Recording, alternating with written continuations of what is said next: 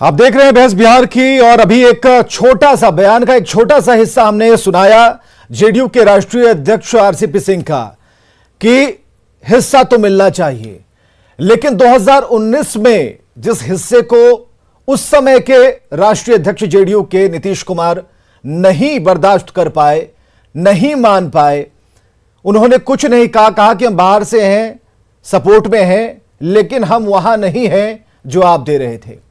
इस बार एक बार फिर उबाल यह मुद्दा ले रहा है और इससे जुड़ा जो घटनाक्रम है और उससे जुड़े संबंधित जो बयान है उसे हम आपको दिखा रहे हैं। और सबसे पहले आरसीपी सिंह का वो बयान सुनाते हैं। हम लोग एनडीए के पार्ट हैं, बिहार में भी केंद्र में भी है, तो स्वाभाविक है एनडीए के पार्ट हैं तो सबको उसमें हिस्सा मिलना चाहिए। तो है ही। तो आप लोग मांग करते हैं सर कि जब केंद्रीय मांग क्या किया जाता है एनडीए में कोई मांग थोड़ी होती है, एक अंडरस्टैंडिंग होती है, समझ होती है ना। मांग क्या होता है? कोई हमारा ये कोई लोग ट्रेड यूनियन थोड़े है। बिल्कुल भाई हम लोग का एक गठबंधन है और गठबंधन में एक दूसरे का मान सम्मान सभी पार्टी का किया जाता है जी। यानी कि सर केंद्रीय मंत्रिमंडल विस्तार की जो चर्चा है उसमें जेडीयू को भी हिस्सेदारी मिलनी चाहिए। फिर मैं बता रहा हूँ ना कि भाई देखिए, ये तो बहुत नेचुरल है ना कि हम एनडीए के पार्ट हैं, तो स्वाभाविक है कि एनडीए की सरकार है तो उसमें जितने भी एनडीए के घटक दल हैं उनकी हिस्सेदारी होनी चाहिए। चलिए, घटक दलों को हिस्सेदारी मिलनी चाहिए, सम्मान मिलना चाहिए, लेकिन बात मांग नहीं, मान और सम्मान की है। और बहस इसी पर होगी कि इस बहस को हम किस दिशा में ले जाते हैं। हमारे साथ अखिलेश सिंह है, बीजेपी से प्रवक्ता, अभिषेक झा है, दानिश रिजवान हम पार्टी से हैं, और रवि उपाध्याय राजनीतिक विशेषज्ञ। सबका बहुत बहुत स्वागत है। और सबसे पहले हमें जरा बताइए अभिषेक कि ये नेचुरल सा लगता है और तब क्यों नहीं लगा, अब क्यों लग रहा है, और मांग से ज्यादा अब मान सम्मान पर बातें आकर टिक गई हैं। 2019 का जो लोकसभा का चुनाव था विवेक जी, वो एनडीए ने भारी मैंडेट से पूरे देश में जीता था। और बिहार की भी वस्तुस्थिति से आप सब लोग अवगत हैं कि 17 में से 16 सीटें जेडीयू ने भी जीती थी। जो उपचुनाव भी हुए थे वाल्मीकि नगर की सीट पर, वो भी जेडीयू ने जीती थी। तो निश्चित रूप से जब हम गठबंधन में होते हैं, सभी घटक दल होते हैं, और जब सरकार बनती है तो बहुत वाजिब सी बात है। हमारे आदरणीय राष्ट्रीय अध्यक्ष आरसीपी बाबू ने बहुत अच्छे से इस बात को ब्रीफ किया है। आपके जो रिपोर्टर उनसे बातचीत कर रहे थे कि ये कोई मांग का विषय नहीं है, बट ऑब्वियस हिस्सेदारी लोगों की होती है और मान सम्मान के साथ हिस्सेदारी होती है। अब जो पुरानी परिस्थिति की आप चर्चा कर रहे हैं, उस वक्त हमारे तत्कालीन जो राष्ट्रीय अध्यक्ष आदरणीय नीतीश कुमार जी, उस वक्त की जो परिस्थितियां रही होंगी उसके हिसाब से पार्टी ने निर्णय लिया है। और अभिषेक यही तो समझना चाह रहे हैं कि तब की स्थितियां क्या थी। एक मंत्री पद का ऑफर था, लेकिन उस पर बात नहीं बनी, भीतर खाने नहीं बनी, और बाहर ये चीजें चर्चा में आ गई। इस बार क्या है विवेक जी देखिए, कभी भी जो मीडिया ट्रायल है या मीडिया के पैनल पे डिस्कशन के दरमियान जो वास्तविक वहां डिस्कशन हुआ होगा, वो तो भाई दो पार्टियों के बीच में हुआ है, दो पार्टियों के शीर्ष नेताओं के बीच में हुआ है। ये तो एक अनुमान के रूप में इस बात को लोग कहते हैं। तब की परिस्थिति, अब कोई आधिकारिक कारण जेडीयू की तरफ से तो नहीं दिया गया ना यही, या अभी भी कोई आधिकारिक बात तो नहीं कही गई ना। आधिकारिक तौर पे हमारे राष्ट्रीय अध्यक्ष आदरणीय आरसीपी सिंह जी ने ब्रीफ किया, और जो भी आगे होना है वो पार्टी के गठबंधन के शीर्ष नेता, शीर्ष नेतृत्व बैठकर तय करेंगे, बिहार हित में, देश हित में तय करेंगे। हाँ। इस बात के लिए मैं आपको आश्वस्त करता हूं। लेकिन ये समय अंतराल, हम लोग टाइम फ्रेम और उस समय की जो स्थिति परिस्थिति थी, उन सबको लेकर आप कह रहे हैं कि तब के जो तत्कालीन राष्ट्रीय अध्यक्ष थे उनका यह फैसला था। जो मोदी मंत्रिमंडल है उसमें जेडीयू के स्थान को लेकर बात चल रही है कि इस बार क्या है। जरा अखिलेश जी हमें बता पाइएगा कि क्या चल रहा है। जी नहीं, ये जो निर्णय है एनडीए में सभी आपसी सहमति के आधार पर होते रहते हैं और होते होंगे भी। हम यहाँ पर जो कुछ भी करते हैं बिल्कुल ही ये पारदर्शिता के साथ आपस में मिल बैठ करके, और जो सब कुछ जो सबके लिए ग्राह्य हो और उसके लिए हम निर्णय करते हैं। अभी भी जो कुछ भी निर्णय होगा, हमारा नेतृत्व और उनका नेतृत्व बैठ करके निर्णय करेगा। निर्णय की एक प्रक्रिया है और उस आधार पर हम आगे बढ़ेंगे। कोई कंफ्यूजन नहीं है, किसी प्रकार का कोई और मामला नहीं है। जो आवश्यक होगा एनडीए के माध्यम से देश के विकास के लिए, बिहार के विकास के लिए, सबके लिए जो अच्छा होगा वही होगा। निश्चिंत रहिए, बिल्कुल सौहार्द। हम तो निश्चिंत हैं, लेकिन जिस बात को अभिषेक लेकर चल रहे थे, हमने कहा कि अगर आग, छोटी सी आग लगी होगी तो धुआं बड़ा नहीं होगा, तो हम उस धुएं को देखकर अंदाजा लगा रहे हैं कि आग कितनी बड़ी है। दानिश, इसे एक्सप्लेन करें हम। देखिए, एक चीज बहुत साफ है कि अगर बिहार से मंत्री ज्यादा से ज्यादा तादाद में आते हैं तो निसंदेह जिन क्षेत्र से आते हैं राज्य का विकास होगा।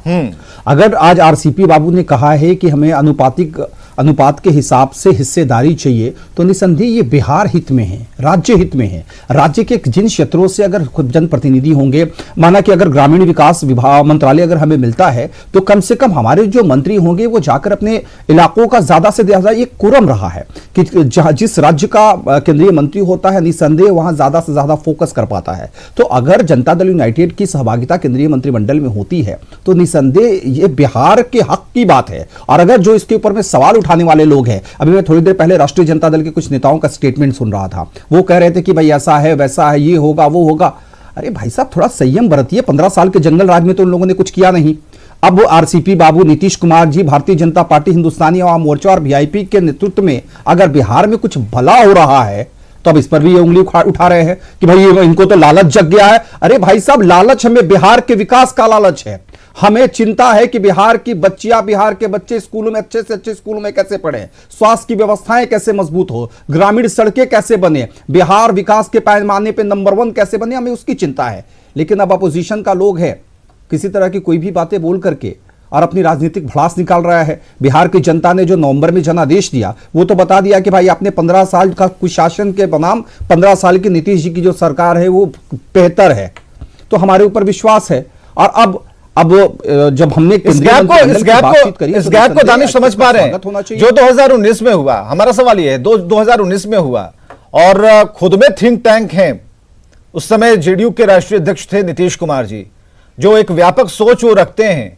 उस समय बिहार की अस्मिता और बिहार में जेडीयू का जो एक केंद्रीय मंत्रिमंडल में स्टैंड होना चाहिए, उस व्यापक स्टैंड को लेकर उन्होंने चिंता तो जता ही दी थी कि ठीक है हम सपोर्ट में रहेंगे, लेकिन चलिए अब कुछ नहीं, हमें आपसे एक कहना है कि एक बिहार में कहते हैं ना इसके हम रुस जाते हैं, तो उस समय ऐसा हुआ कि ठीक है हम रहेंगे लेकिन हम चलिए छोड़ दिया। विवेक भाई नहीं, विवेक भाई, राजनीतिक स्थितियां और परिस्थितियां अलग अलग होती हैं। उस वक्त की राजनीतिक स्थिति जो थी वो शायद अनुकूल नहीं रही हो, आज की राजनीतिक स्थिति अनुकूल होगी। उस वक्त माननीय मुख्यमंत्री नीतीश कुमार जी जनता दल यूनाइटेड के अध्यक्ष थे, उनका एक अलग फैसला हुआ होगा, हो सकता है राष्ट्रीय कार्यकारिणी का कुछ और फैसला हुआ होगा, अभी की राष्ट्रीय कार्यकारिणी का अलग फैसला आया है। तो देखिए, वक्त की बात होती है, स्थितियों के हिसाब से राजनीति होती है और स्थितियों के हिसाब से यह तय किया जाता है कि हमें राजनीति में किस तरफ आगे बढ़ना है, कौन से ट्रैक पे आगे बढ़ना है। हो सकता है उस वक्त की जो राष्ट्रीय कार्यकारिणी थी उन्होंने यह फैसला लिया होगा कि हम बाहर से सपोर्ट करेंगे लेकिन मंत्रिमंडल में शामिल नहीं होंगे। नई कमेटी बनी है, जोरदार कमेटी बनी है और निसंदेह आरसीपी सिंह जी के नेतृत्व में, उपेंद्र कुशवाहा जी के नेतृत्व में जनता दल यूनाइटेड जमीनी स्तर से लेकर के हर संगठन में काम कर रही है जो जिस कहीं ना कहीं से जनता से जुड़ा हुआ है। ठीक है, जनता की बात। दानिश, ये उचित वाला फॉर्मूला क्या है, सम्मान वाला फॉर्मूला क्या है? हम आपके पास आते हैं दानिश, 2 मिनट का वक्त दीजिए जरा। अभिषेक जरा बताइएगा कि उचित सम्मान, इसके पीछे नंबर्स कितने होने चाहिए?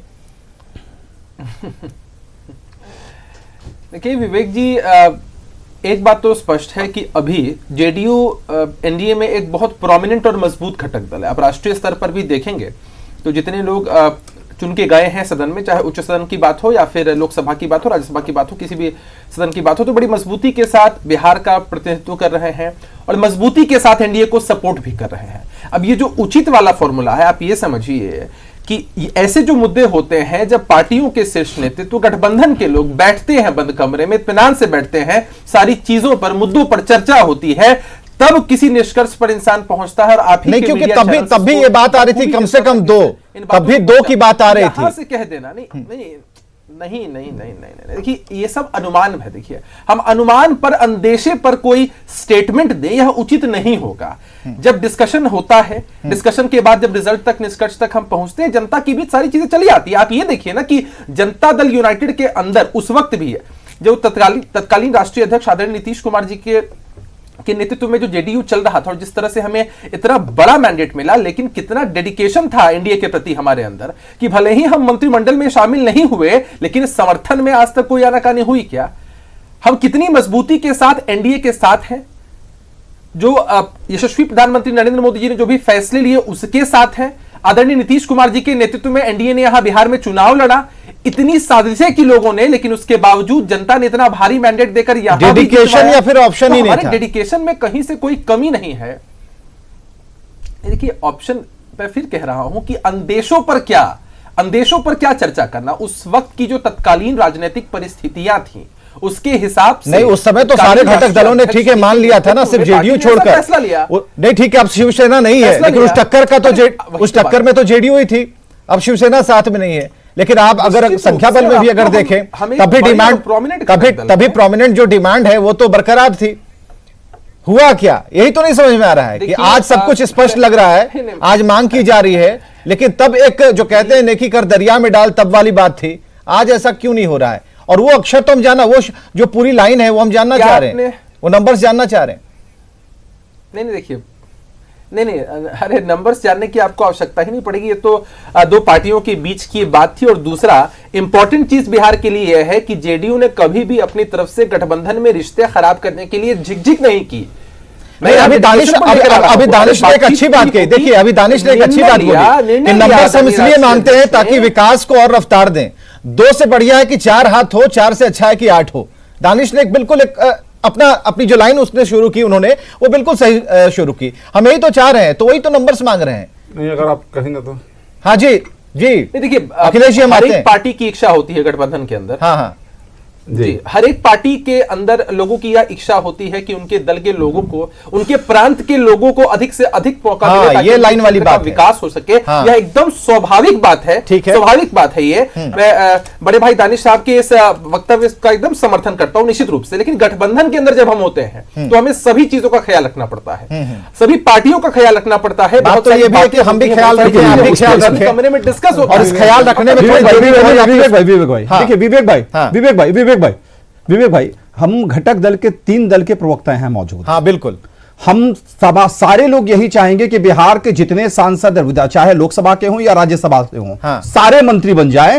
हम ये चाहते हैं, हम चाहते हैं कि हर क्षेत्र का स्वाभाविक विकास हो। हम तो ये चाहते हैं। लेकिन एक चीज बहुत स्पष्ट है, आदरणीय प्रधानमंत्री नरेंद्र मोदी जी को पूरे देश का ख्याल है। वो हमेशा चाहते हैं कि सबका साथ, सबका विकास, सबको सम्मानित पद और सम्मानित जगह दी जाए। और हमें पूर्ण विश्वास है कि चाहे जनता दल यूनाइटेड है, चाहे वीआईपी हो, चाहे हिंदुस्तानी आवाम मोर्चा हो, या चाहे भारतीय जनता पार्टी हो, सबको उचित सम्मान मिलेगा, उचित ओहदा मिलेगा, उचित मंत्रिमंडल मिलेगा। हमें पूरा यकीन है। निसंदेह आपने कहा कितनी संख्या, अरे हम तो चाहते हैं कि बिहार के जितने सांसद है सारे केंद्र में मंत्री बन जाए।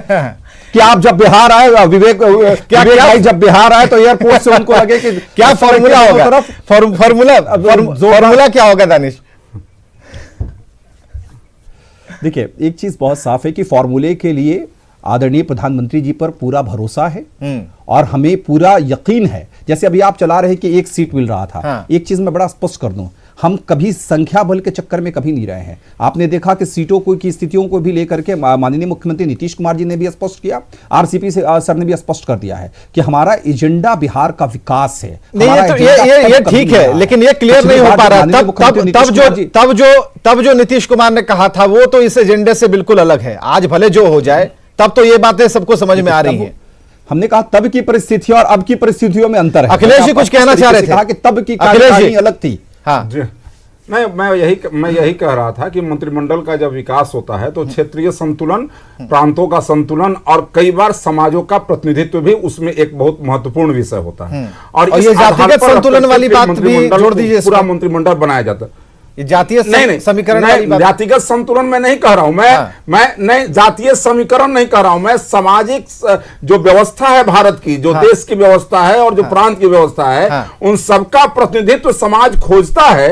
यह भी एक बड़ा विषय है। लेकिन बिहार की व्यवस्था, केंद्र की व्यवस्था के मंडल का विकास होता है। बिहार की व्यवस्था कुछ अलग तरीके की है। ये देखिए, अभी रवि उपाध्याय के पास हम जाएंगे, राजनीतिक विशेषज्ञ हैं, कोई अलग तरीके की व्यवस्था नहीं है।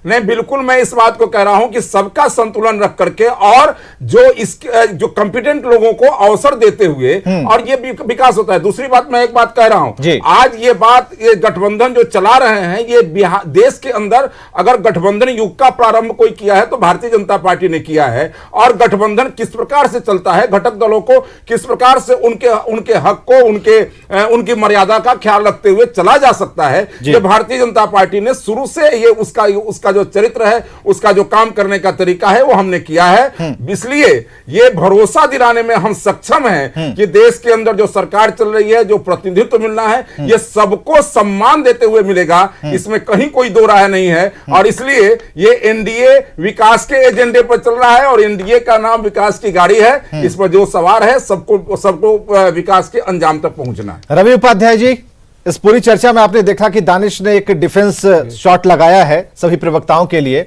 और ये शॉट ये बताने के लिए कि अभी की बात कर ली जाए, पुराना छोड़ दीजिए, उस समय की परिस्थितियां कुछ अलग थी। लेकिन हम मिलाने चले हैं कि आखिर तब क्या हुआ और अब जो मांग की जा रही है नए राष्ट्रीय अध्यक्ष के तौर पर।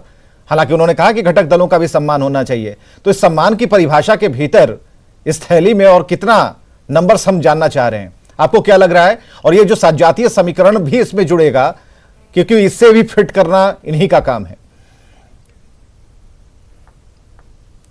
विवेक जी, बिहार को आप बेहतर ढंग से आप भी जानते हैं, तो इसमें जातीय समीकरण को छोड़ देना हमारे समझ से उचित नहीं होगा। हाँ। जब भी अगर होगा बिहार से अगर एक दो जो भी बनेंगे तो उसमें जातीय समीकरण का हमारी समझ से पूरा ख्याल रखा जाएगा, क्योंकि उसके बगैर कुछ होने वाला नहीं है। क्योंकि जातीय समीकरण नहीं होगा, क्षेत्र का जो है सो संतुलन वो भी ध्यान में रखा जाएगा। हाँ। तो इसलिए हमारी समझ से उस समय एक की बात हो रही है और यह बात चली भी थी कि एक आदमी को मंत्रिमंडल में शामिल किया जा रहा है जी। तो इस बार ऐसा लग रहा है कि अभी जो है सो शिवसेना घटक दल में नहीं है, तो ऐसी परिस्थिति में जेडीयू को एक की जगह 2 सीट मिल सकता है।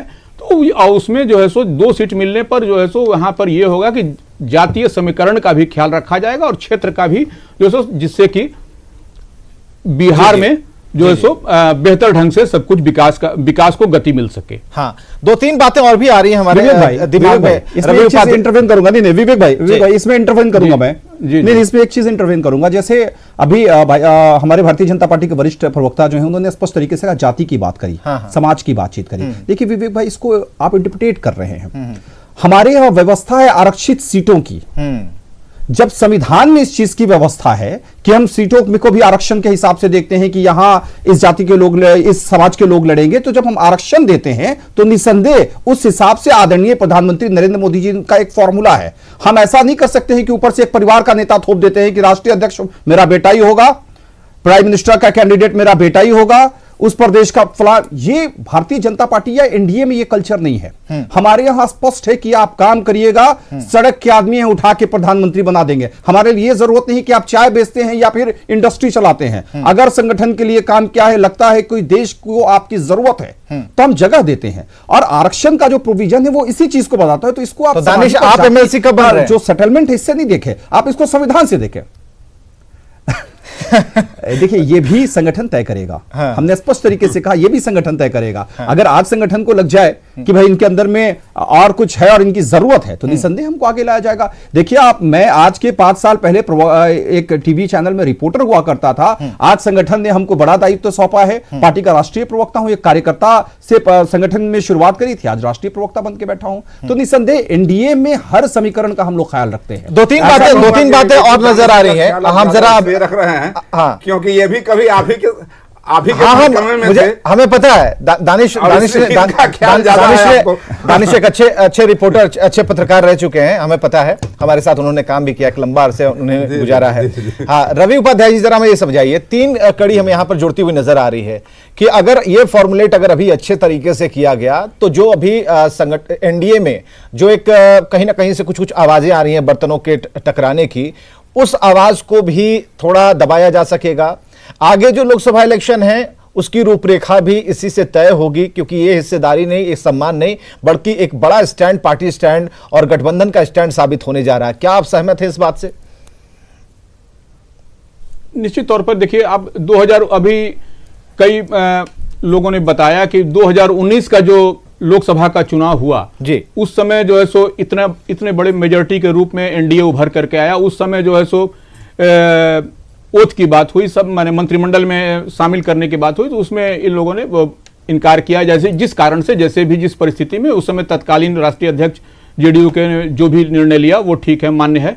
और अभी वर्तमान माने जो अध्यक्ष हैं उनका है कि सम्मान पूर्वक माने मिलना चाहिए और एनडीए में हम लोग मिल बैठ के तय कर लेंगे। सही बात।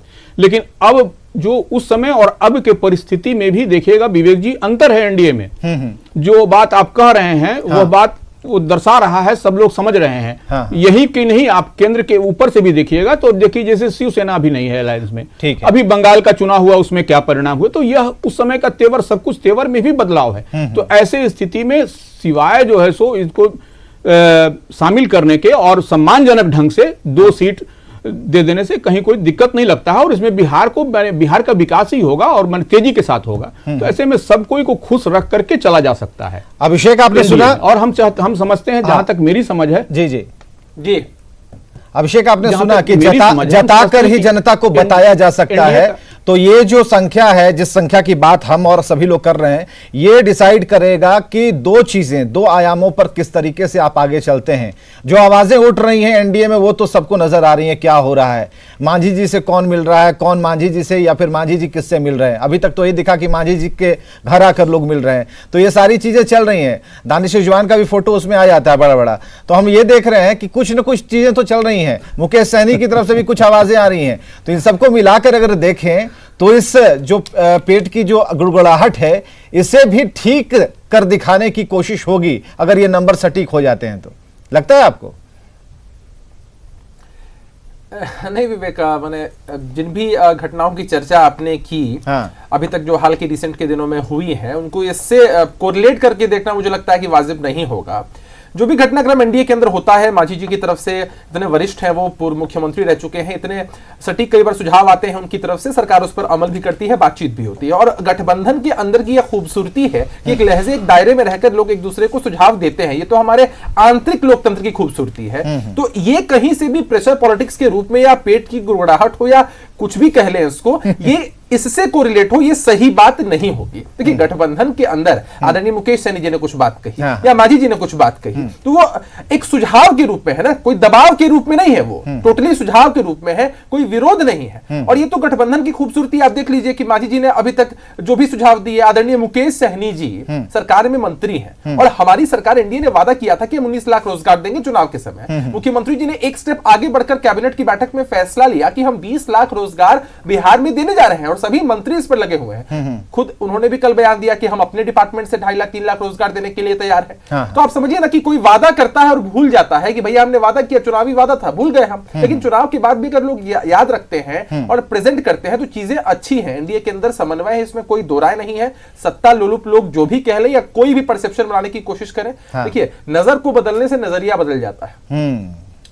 आप अगर एक चीज के बारे में एक परसेप्शन बनाकर बैठे हैं कि इसका भी कोरिलेशन उसी चीज के साथ है, नहीं तो वो हम अलग हो सकता है। हम तो जोड़ेंगे, हम तो जोड़ेंगे, लेकिन हम तो जोड़ेंगे अभिषेक, हम तो कई घटनाओं से जोड़ेंगे। अभी तो 1-2 की चर्चा नहीं, अभी 1-2 की चर्चा की है। अभी हमने आज छोड़ दिया, आज वस्तुनिष्ठ प्रश्न देकर हमने छोड़ दिया। कल लघु उत्तरीय और फिर दीर्घ उत्तरीय भी पूछेंगे। हालात को धीरे धीरे बदलने दीजिए, थोड़ा थोड़ा मौका दे दें। बहुत बहुत शुक्रिया सभी का आने के लिए और इस चर्चा में शामिल होने के लिए। एक बढ़िया विश्लेषण इस बात को लेकर कि जो पार्टी लाइन है वो तब क्लियर और भी होगी या फिर उनके प्रवक्ता खुलकर तब बोलेंगे जब ये नंबर्स क्लियर हो जाएंगे। ये नंबर्स जानना जरूरी है। इसका आधार क्या होगा, स्टैंड क्या होगा। अभी तक जेडीयू का क्या स्टैंड रहा ये हमने आपको बताया, आज का स्टैंड क्या है ये भी हमने आपको बताया। और प्रवक्ताओं को बोलने के लिए भी सटीक आंकड़ों की जरूरत है, इसलिए तब तक के लिए उन्हें जरा आराम करने देते हैं। खबरें लगातार जारी हैं, आप बने रहिए हमारे साथ।